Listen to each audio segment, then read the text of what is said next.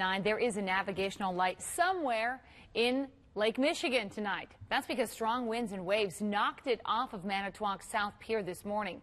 Now, this all happening just before 9 o'clock. And as Fox 11's Ben Krumholtz reports, it had residents heading to the lake throughout the day to check it out and see the waves for themselves. I like taking pictures of the waves. As she normally does when it's stormy outside, Ann Barbeau had her camera pointed toward Lake Michigan.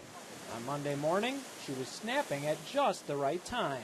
I turned to both sides and looked around, and then I kind of cleared my eyes to see if I really was seeing what I saw. What Barbeau saw and documented was a large wave washing away the navigation light on Manitowoc's South Pier. It floated probably for about 5-6 seconds, and then it sunk after that. As quickly as Barbeau's pictures were shared on social media, people started flocking to the shoreline. I want to try and catch a glimpse of it, like just poking up, but I don't think that'll happen. As a consolation, people were treated to waves almost as big as the one that knocked out the light beacon.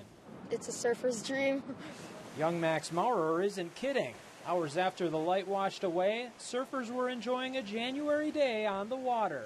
Looks pretty dangerous to me. If the beacon were still standing, you'd be seeing its green light flash every 2.5 seconds over my shoulder here. The Coast Guard says luckily this happened at this time of year when there aren't a lot of boats on the water needing to see where to get in here.